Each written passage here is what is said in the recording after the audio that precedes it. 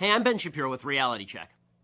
A couple of weeks ago, HBO's Bill Maher got into it with the Islamic expert and horrifyingly mediocre actor who should never, ever, ever, ever, ever play Batman, Ben Affleck, over whether Islam was indeed a violent religion. Here's the exchange. And you painting the whole religion with that? No, let's get down to who has the right answer here. 1 billion people, you say. All these billion people don't hold any of these... 1.5 or something. Don't hold these pernicious beliefs? No, I wouldn't... Well, they don't. Of course, he's not alone in taking the PC position that Muslims the world over are tolerant and liberal. He's joined by our president, Barack Obama. Islam teaches peace. Muslims the world over aspire to live with dignity and a sense of justice. Wow, it's just like John Lennon's Imagine. Now, the question isn't whether Islam itself is violent. It's what its adherents believe, because that's what they act upon. There's plenty of violent material in the Old and New Testaments. Hey, I'm an Orthodox Jew. I read the Old Testament a lot. But believers in those particular texts are not currently ramming airliners into towers or beheading journalists or mutilating female genitalia. So, let's examine the question. Is radicalism in the Muslim world a tiny minority phenomenon? So to answer that question, we need to define our terms. We're really not talking about people who are active terrorists. Radical beliefs are a lot broader than terrorists, and anybody who argues otherwise is being naive or foolish or disingenuous. But terrorists draw their moral, financial, and religious support from those who are not terrorists themselves. So, who are the radicals? Ben Affleck actually was right on this. There are approximately 1.6 billion Muslims on the planet, and they're from 49 different countries in terms of where they have a majority. All the population stats, by the way, are from Pew Research as of 2011. Indonesia is the world's most populous Muslim country. It's got almost 205 million Muslims living there. According to one 2009 poll, it showed almost 50% of Indonesians actually support strict Sharia law, not just in Indonesia, but in a lot of countries, and 70% blamed the United States, Israel, or somebody else for 9/11. So, you make that calculation, it's about 143 million people who are radicalized. You scared yet? We're just getting started. Okay, Egypt, 80 million Muslims. According to that same 2009 poll, it showed that 65% want strict Sharia law in every Islamic country, and almost 70% said that they had positive or mixed feelings about bin Laden. So that's 55.2 million more radicals. Pakistan has almost 179 million Muslims. 76%, just over three-quarters, want strict Sharia law in all Islamic countries. That is another 135.4 million radicals. Bangladesh, not a country you tend to think of as Muslim, but there are 149 million Muslims living there. As of 2013, just over a quarter said suicide bombings or targeting of civilians was sometimes justified.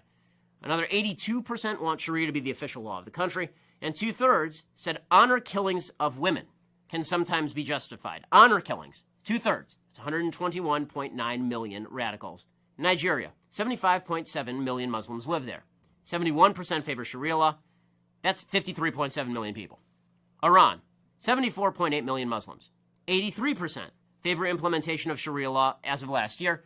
So that's 62.1 million more radicals. Turkey has 74.7 million Muslims. And 32%, this is a moderate Muslim country, probably the most moderate Muslim country, 32% said honor killings of women could actually be justified sometimes. So that's 23.9 million radical Muslims in our moderate ally, Turkey. Morocco, 32.4 million Muslims live there. Just over three-quarters support Sharia law. That's 24.6 million radical Muslims in Morocco. Iraq, 31.1 million Muslims live there. 78% say honor killings of women can sometimes be justified. That amounts to 24.3 million Muslim radicals. Afghanistan, 24 million people. A huge majority, 76%, support at least occasionally, or just once in a while, honor killings of women. 99% actually want Sharia to be the law of the land. So it's like a Cuban election over there. 24 million radical Muslims over in Afghanistan. Jordan, smaller Muslim country, 6.4 million Muslims. Right now, Hamas is enjoying like a 60% approval rating. So 3.8 million radical Muslims in Jordan, which is, again, a moderate country. Palestinian areas, right? We're sending literally hundreds of millions of dollars to the Palestinian areas. We are, the American taxpayers. 4.3 million Muslims live in the Palestinian areas. 78% of those had positive or mixed feelings about bin Laden.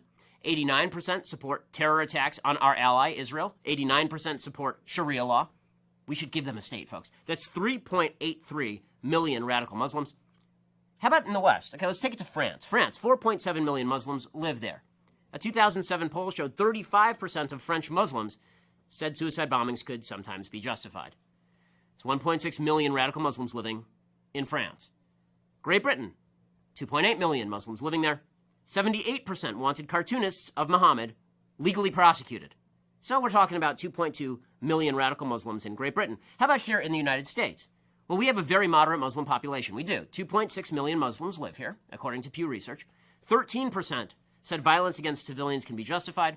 19% said they were either favorable toward al-Qaeda or just didn't know. Because who knows, really? That's almost 500,000 radical Muslims here in the United States. Here is the total of the countries that we've gone through just now. 680,030,000. 680,030,000 radical Muslims.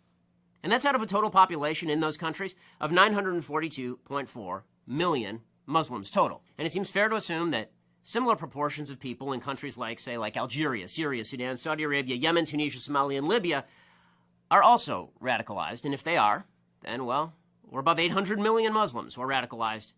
More than half the Muslims on earth. That's not a minority. That's now a majority. And that's still not even surveying hundreds of millions of Muslims in other countries. In other words, the myth of the tiny radical Muslim minority is just that. It's a myth. And, unfortunately, it's a myth that's going to get a lot of civilized people killed. Please subscribe to our YouTube channel or click here to give a quick donation. Good afternoon, everyone. I'm delighted to be here, especially because we are the last panel of the day and usually people leave, so I'm very happy to see that most of you are still here. Gives us hope. I wanted to show you this documentary because I wanted you to get an idea of how deeply embedded this radical ideology is today, at present, among believers. But when we speak of Islam and Muslims, there was a time when Muslims did not reject secularism. Theologically, the Quran, which is the holy book of Muslims, does not give the concept of a state. It speaks of moral and ethics. It's more concerned about polity than it is about law. We also have a precedent of the Prophet Muhammad, who had gone from Mecca to Medina. In Medina, he set up a constitution. Then when he came back and conquered Mecca, he had the opportunity to make that the state. That was the place that housed the Holy Kaaba, but he did not. He kept the constitution in Mecca. So in some of our understanding, that was a separation of mosque and state. And of course, he advised his followers to have the belief of follow the laws of the land where you live, unless you are forced to do something that is against the faith. And historically, under the Ottomans and in Spain, Islam did not reject secularism. And we know that Indian Muslims have also largely embraced secularism. But Orthodox and fundamentalist Muslims have always rejected secularism as being anti-Islam. Their only definition of secularism is that it is against religion, and in their case, especially against Islam. Maulana Maududi, the founder of the Jamaat-e-Islami, which is the Pakistani Muslim Brotherhood, said, and I quote, "Those who participate in secular politics are raising a flag of revolt against Allah, God, and His Messenger." And a lot of people follow that belief. Today, there is great tension within the Muslim world in terms of secularism, because as you saw, there are a large percentage of Muslims who have been convinced that the only way they can exist is under Islamic law, although there are only 4 Muslim countries that actually have Sharia law, which are Iran, Saudi Arabia, Afghanistan, and Sudan. But the rest of the Muslim world has at times followed secular law. In Pakistan, where I come from, they follow the British common law. Thank you for the remnant of that after colonization. They also do allow Sharia and tribal law. But I'll tell you how ironical it is that in Pakistan, for example, a Muslim couple may go to a civil court and get a divorce, and it is accepted, that divorce that is performed in the civil court is accepted in the religious courts. But right here in the United Kingdom in London, the civil court divorce is not accepted by the religious court. So the couple then has to go to the Sharia Council or the Sharia court, which your country has been so kind to offer 100 Sharia courts to the Muslims living here under the umbrella of multiculturalism, which then gives them an alternate. So, this goes back, of course, in time to where the lack of secularization began, where the rise of religious identity, the rise of religiosity began in the Muslim world. And it was in the late 1970s, while Ayatollah Khomeini was in exile in France. Instead of reading about French philosophers, he was studying the mandate of the Muslim Brotherhood.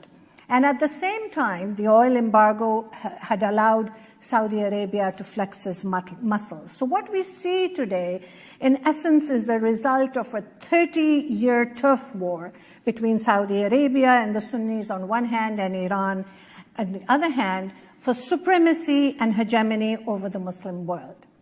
Now, to achieve this, both parties have channeled billions of petrodollars into their ideology abroad because they are insistent that every Muslim needs to follow this certain boxed path that they have created.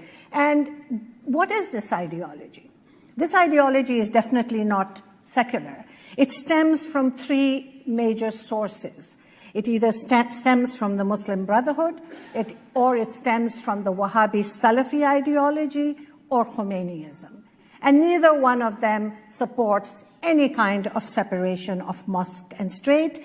They want to promote Islam as the solution and wish to impose Sharia law on Muslims, not only those living in Muslim lands, but those now living in the West as well. So there have been many moves to impose a Sharia law. As a Canadian, I'm proud to tell you that about 7 years ago, when this proposition came up in Canada, the women's rights groups, the liberal groups, all together lobbied long and hard, and we actually got rid of that loophole within the Canadian law that allowed for arbitration. So we did not allow Sharia councils to exist, and that has been a great, great move in the right direction. So if we leave aside the Muslim world, where they have a choice to follow Sharia law or not, let's look at Muslims in the West. And I have to tell you that I am an eternal optimist, and I work as a Muslim reformist with my friend Majid Nawaz and the Quilliam Foundation.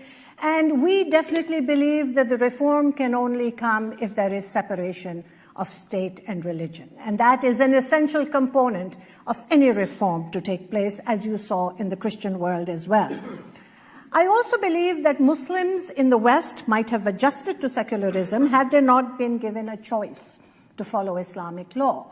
So why is it that they were given this on a platter? I know in the case of the United Kingdom, your Archbishop of Canterbury, Rowan Williams, made a statement in which he felt that it was okay to allow minority communities, and minority communities under this umbrella of monoculturalism were looked upon as a monolith. They were not no individual thought was considered. This was a block, that Muslims are a block, they're all alike, so they should have Sharia law. And I believe in my readings in this fantastic book by a Yemeni-Swiss scholar, Dr. Elham Manea, has just published a book called Sharia and Women, which is very little about women in Sharia, but it speaks about what has happened in the United Kingdom. She has studied and investigated the Sharia councils, the cases that have come under it, and how all this came together. And she says that she believes that it was because Rowan Williams was sensitive to the fact and afraid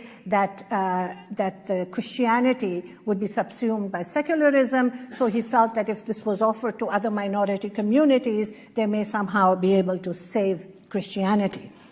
So what I'm trying to say here is that Western governments and governance play a huge role in whether Muslims integrate or not. This offer of a second set of laws, of a second set of legal rules should not even be offered. One law for all, I believe there is a movement here in the United Kingdom, which I support because I am a secular Muslim. And so we need to follow one law. And how hard is it for the government to say this to minorities, to immigrants coming in, that we have just one law and this is what you should follow? I mean, all Western countries are struggling with this, but it has to come not just from the grassroots level. It has to also come from the top down. I'm not going to take up too much more of your time because you have a document on your tables about the reform movement and what my organization does, and we partner with anyone who follows the same mandate as we do. We believe the reform, the seeds have been sown, but it can only happen once we get the essential separation of religion and state. Thank you so much.